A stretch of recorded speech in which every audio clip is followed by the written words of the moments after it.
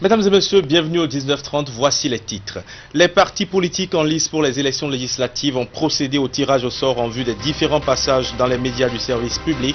La campagne électorale démarre le 12 avril prochain et les candidats ont eu droit à une présentation des décisions portant réglementation de l'accès aux médias privés et publics en période électorale. Dans la troisième circonscription électorale, les candidats du bloc républicain aux élections législatives du 28 avril prochain ont été présentés aux populations. C'est en marge de la journée internationale de la femme célébrée à Tangueta. Et puis Christelle Fagbon a lancé la 4e édition des apéros entrepreneuses. Il s'agit d'une tribune de renforcement des capacités ouvertes aux femmes entrepreneuses et porteuses de projets. Bonsoir à tous. Bonsoir à tous. La Haute Autorité de l'Audiovisuel et de la Communication a procédé ce lundi à Cotonou au tirage au sort des partis en lice pour les élections législatives du 28 avril prochain. C'est une cérémonie qui s'inscrit dans le cadre du passage des formations politiques dans les médias du service public. Les partis politiques ont eu également droit à un bref aperçu des décisions portant réglementation de l'accès aux médias privés et publics pendant la campagne médiatique qui va s'ouvrir le 12 avril prochain. Reportage. Sur la télévision nationale, c'est l'Union progressiste qui passera à exposer ses idéaux, suivi du bloc républicain à l'ouverture de la campagne médiatique. Le même ordre est maintenu en ce qui concerne le passage à la radio nationale. Pour les passages à la radio Béné à l'AFIA et les publications dans le quotidien de service public La Nation, le tirage au sort a révélé l'ordre inverse avant de consacrer une fois encore, pour le compte de l'agence Bénin Presse, l'Union progressiste en tête du passage dans les organes. Que les membres de nos ancêtres et les dieux tout-puissants nous accompagnent dans ce processus qui nous permettra à terme de doter notre pays, le Bénin, d'un parlement beaucoup plus responsable et orienté vers les nouveaux défis qui s'imposent à nous. Nous avons bien noté et nous serons au rendez-vous pour les différents enregistrements. La Haute Autorité de l'Audiovisuel et de la Communication va ensuite transmettre aux représentants des deux partis en lice les tests devant régir proprement la campagne médiatique au niveau des organes de presse privés et publics. Les déclarations seront surveillées de très près et pourront faire l'objet de censure. Il me plaît cependant de rappeler que la HAC veillera spécialement à ce que vos propos ne soient empreints ni de violence, ni de haine, ni de délation, ni de tribalisme, ni d'atteinte à la paix et à la cohésion sociale. Ne soyez donc pas étonnés qu'il vous soit demandé par les équipes de supervision de reprendre tel passage ou tel propos contenu dans vos adresses aux électeurs. Nous y veillerons avec beaucoup de circonspection. Je compte beaucoup sur votre esprit patriotique et sur votre haute compréhension des moments historiques que nous traversons actuellement. La campagne électorale pour le compte des législatives du 28 avril prochain démarre le 12 avril. Nous sommes à présent dans la troisième circonscription électorale pour la présentation des candidats du bloc républicain aux élections législatives du 28 avril prochain. C'est en marge de la journée internationale de la femme célébrée ce samedi 6 avril 2019 à Tangueta que ces candidats ont été présentés aux populations de la zone Pendjari. Voici maintenant le reportage de Alassane Harouna, Abdou Sahabi Idrissou et Abdou Kadri Makoni.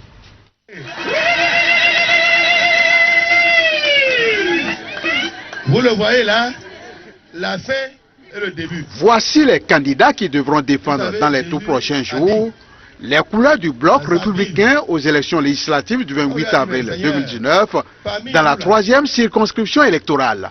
Au nombre de 3 titulaires, dont respectivement les honorables Barthélémy Kassa et Gilbert Bagana, puis Nambimé Nanté Richard, ils ont été présentés ainsi que leurs suppléants à l'assistance ce samedi 6 avril 2019 par l'honorable Bounou Aboulaye en marge de la célébration en différé de la Journée internationale de la femme, édition 2019 à Tangueta. Nos éminents candidats, les personnalités que Dieu a bien voulu, parce que c'est Dieu après tout, c'est Dieu qui les a mis là, c'est Dieu qui les a choisis. Accompagnez-les, faites en sorte, nos femmes, surtout nos femmes, quand la femme veut, Dieu veut. Les femmes sont très fidèles. En récompense à la fidélité et surtout à la loyauté de ces braves femmes envers leur leader de la région Pendjari, Ces derniers ne leur ont jamais ménagé leur soutien. C'est pourquoi en retour, ils attendent beaucoup de cette junte féminine au soir du 28 avril prochain. Vous savez, depuis toujours, nous n'avons jamais hésité de vous porter notre soutien. Parce que nous savons que ce que femme veut, c'est ça Dieu voudra. Ce que femme veut, c'est ça Dieu veut. Vous nous avez toujours soutenus, on a toujours gagné. Et on est sûr que vous n'allez pas nous marchander votre soutien une fois encore. Le pouvoir se gagne ici. Ça ne se gagne pas dans les rues. Mais ça se gagne ici. En tchatchant, en cherchant la confiance du peuple. Votre confiance. Et c'est ce que le président Talon a fait en 2016. Pour avoir la caution du peuple. Pour diriger notre pays. Mais le président Talon nous a promis de faire que des réformes. Et qui dit réforme, dit nécessairement un changement de comportement dur. Face à la tension qui prévaut en cette période préélectorale, marquée par des incitations à la violence et les appels au boycott du scrutin du 28 avril prochain, l'honorable Barthélémy Kassa se veut rassurant et lance un appel d'apaisement à ses mandants de la 3e circonscription électorale. Si on vient vous dire de saboter les élections législatives, c'est vous dire de faire en sorte que Kassa ne soit plus député. Est-ce que vous allez accepter ça? Est-ce que vous allez accepter ça? Si vous acceptez, qui va venir vous sauver? C'est ça le problème. Vous avez vu ce qu'on a fait quand on était en train de faire. Vous avez vu ce qu'on a fait quand on était en train de faire. Ou bien, vrai ou faux? Si on fait encore, on va faire. Vrai ou faux?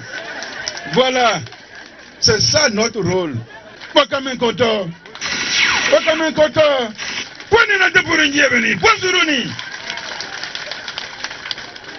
Ce message de l'élu du peuple semble avoir reçu un écho favorable au sein de ces populations qui l'ont démontré à travers cette ferveur autour de leur leader.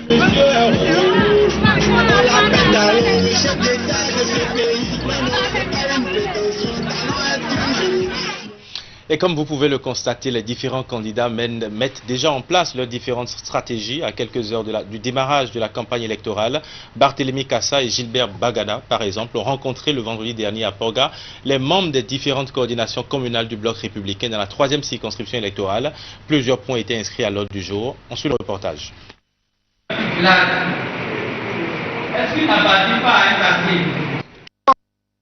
Était à l'ordre du jour de cette assemblée générale du comité de circonscription du bloc républicain dans la 3e circonscription électorale qui a mobilisé ce vendredi à Porga membres des différentes coordinations communales du parti du cheval gagnant dans la région Pandjari autour des honorables Barthélémy Kassa et Gilbert Bagana.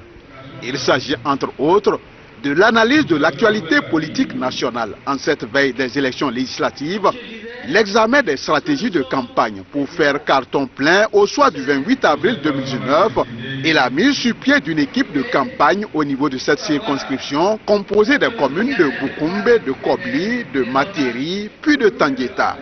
Prenant la parole, l'honorable Gilbert Bagana va exposer aux populations les tenants et aboutissants du nouveau code électoral en vigueur au Bénin. On a voté une loi importante qu'on appelle le code électoral. Dans ce code, on a pris d'autres dispositions, chers camarades.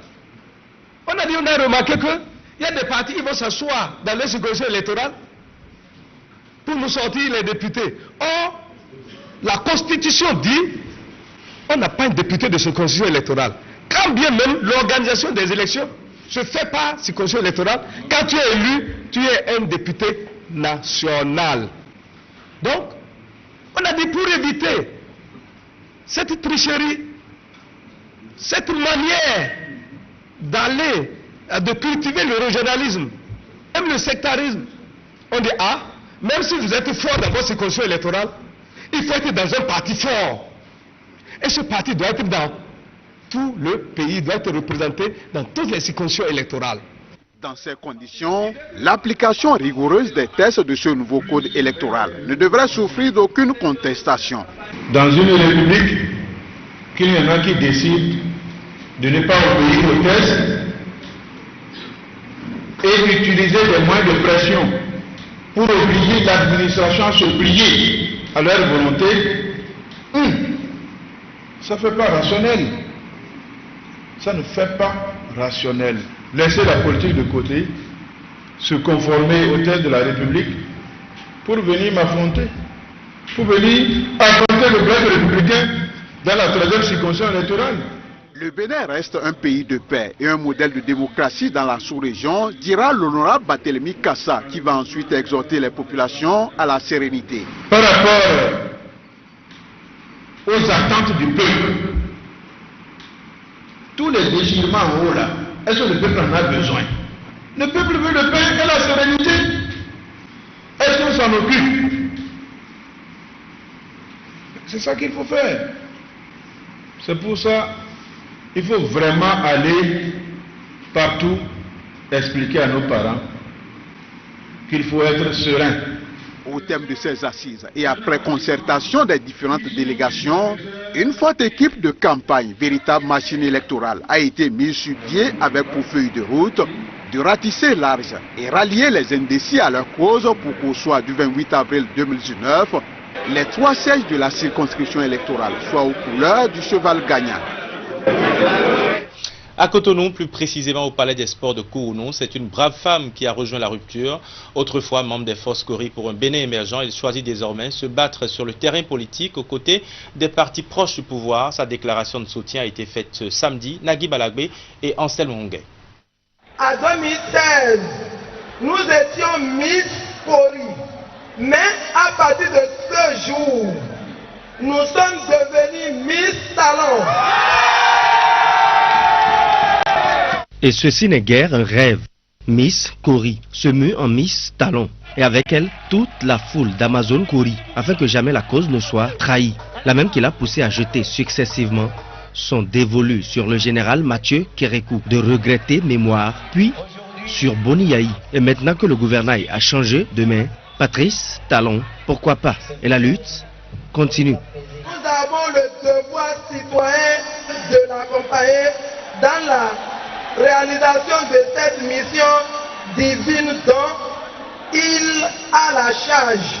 Car c'est entre ses mains que Dieu a confié la construction de ce pays depuis le 6 avril 2016.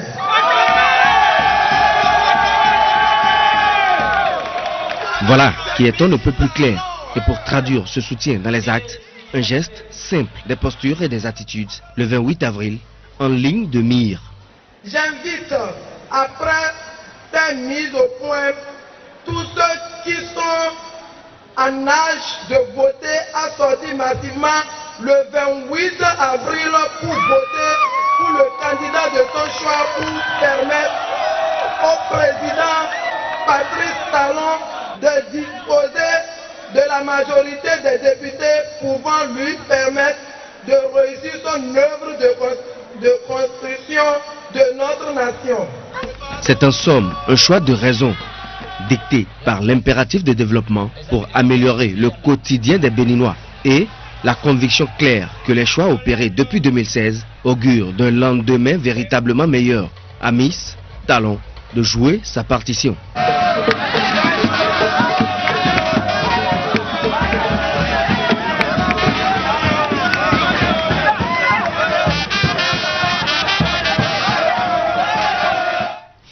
Et on en vient maintenant à cette conférence publique organisée par les jeunes engagés de la rupture pour le progrès et la République. Face aux intoxications et agissements de l'opposition, ils sont montés au créneau. C'était hier, dimanche, à la Maison du Peuple d'Agla. Ils fustigent l'attitude de l'opposition qui, selon eux, met tout en œuvre pour empêcher la tenue effective des élections législatives du 28 avril prochain. Par ailleurs, ils invitent le peuple béninois, notamment la jeunesse, à sortir massivement le jour du scrutin pour élire en toute quiétude les députés de la 8e législature. Voici un extrait de leur déclaration lu par Juste Agnoro.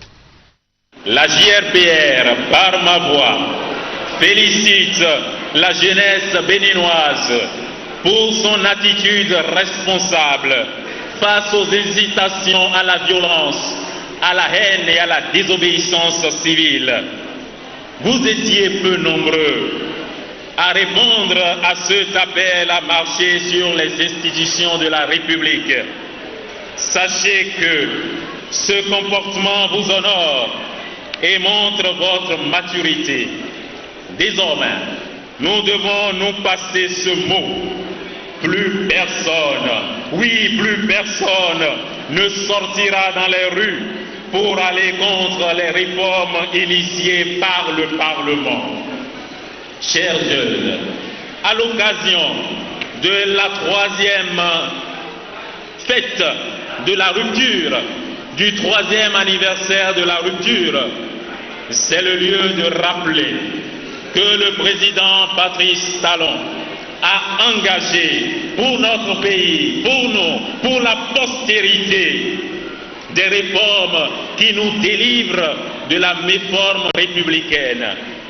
Parmi ces réformes figure en bonne place la nouvelle charte des partis politiques et la réforme du système partisan. L'Assemblée nationale a marqué son entière adhésion à ces réformes. Il ne s'agit donc plus d'une loi de Patrice Talon, mais une réforme du peuple béninois, du peuple souverain. Il n'y a pas de privilégié devant la loi, il n'y a pas de faveur envisageable. La loi, c'est l'autre nom de la rigueur et de la fermeté. Force doit rester à la loi.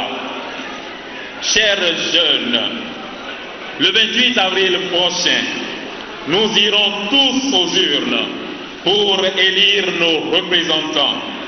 Nous ne pouvons plus stagner. La jeunesse béninoise, fer de lance de la société, artisane infatigable de la grandeur et de la fierté de notre pays, veut un Parlement qui aspire de toutes ses forces à relever notre pays afin de le révéler. Allons voter pour le développement, allons voter pour un Bénin victorieux.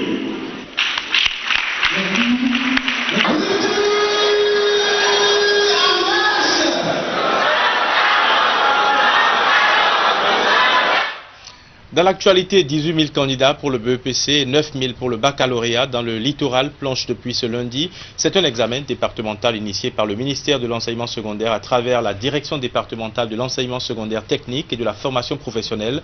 Objectif, renforcer les performances des candidats avant l'examen officiel. Une délégation a fait le tour des collèges pour constater l'effectivité de cet examen. C'était ce matin. Voici le compte rendu.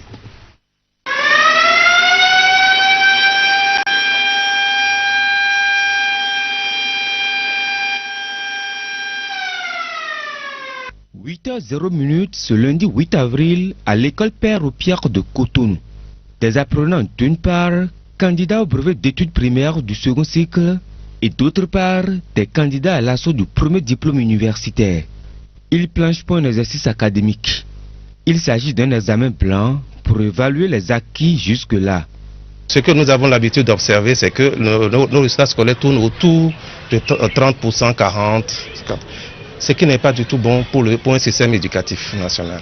Et bien donc, l'État, le gouvernement a décidé de mettre en place des stratégies pour améliorer les résultats scolaires. Et les examens blancs s'inscrivent dans cette dynamique-là. Vous savez, après les examens blancs, il sera procédé à l'identification des points de faiblesse et aux remédiations pour que les apprenants puissent affronter efficacement les examens de fin d'année. 18 000 candidats pour le BEPC et 9 000 pour le bac dans le littoral. L'exercice initié par le ministère de l'enseignement secondaire à travers la direction départementale de l'enseignement secondaire, technique et de la formation professionnelle permettra de renforcer les performances des candidats avant l'examen officiel. Pour le directeur départemental de l'enseignement secondaire, technique et de la formation professionnelle du littoral, tous les candidats doivent pouvoir réussir aux prochains examens.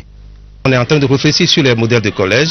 On est en train de former les équipes de direction à l'implémentation de la vie scolaire. Et tout ça va permettre au Bénin de s'inscrire dans le Conseil des Nations qui ont bâti leur développement autour, sur la base de leur système éducatif. Mes attentes sont très simples, que les résultats soient améliorés dans le littoral et dans tout le Bénin. À Cotonou, ici, nous avons environ 9 000 candidats pour le baccalauréat et 18 000 candidats pour le BPC, ce qui fait au total 27 000 candidats pour les 2 examens. C'est quand même important. L'autorité était également au siège de Sainte Rita pour constater le démarrage des compositions. Cette initiative dans la vision d'une éducation de qualité au Bénin. Des comités de suivi ont été installés dans chaque centre de composition pour la bonne marche des travaux. En titre, la 4e édition des apéros entrepreneuses a démarré à Cotonou.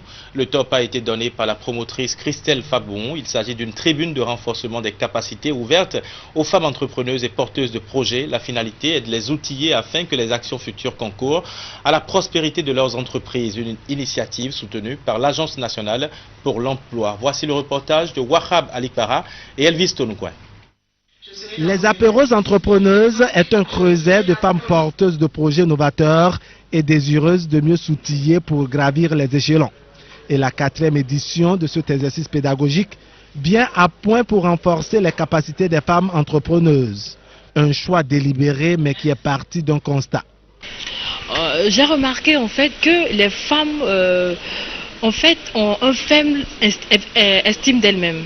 C'est-à-dire que la femme est bourrée de potentialités, mais à cause des réalités de la société, à cause de la réalité, des réalités de la famille, à cause des challenges de l'enfance et tout le reste, la femme est dans son coin, elle n'arrive pas à sortir d'elle ce plein potentiel-là.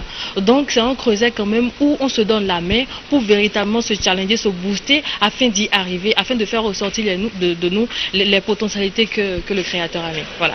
Pour cette formation, le programme des échanges est bien travaillé à la hauteur des ambitions des femmes porteuses de projets.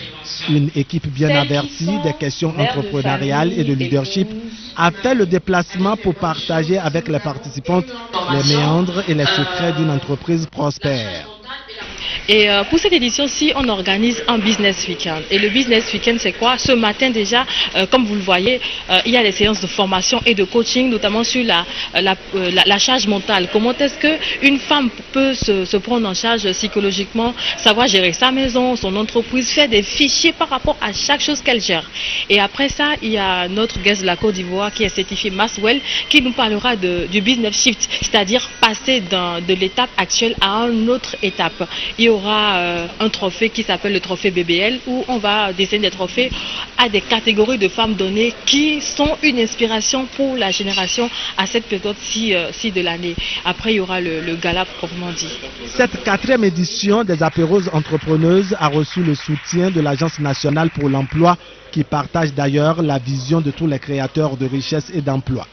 Les activités prennent fin dimanche et tout est mis en œuvre afin que les femmes repartent avec un gain pour la consolidation et la promotion de leur entreprise.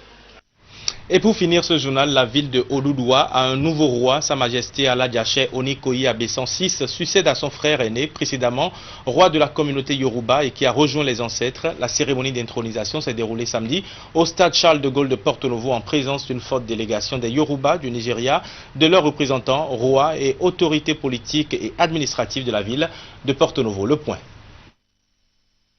Il succède ainsi à son frère aîné, précédemment roi, et qui a rejoint les ancêtres depuis quelques mois. El Hadj Abdul Hahamani, Adele Milekun Adjadou Sani à l'état civil, et il prend le titre de sa majesté avec le nom Aladjassé Onikoyi Abesan VI.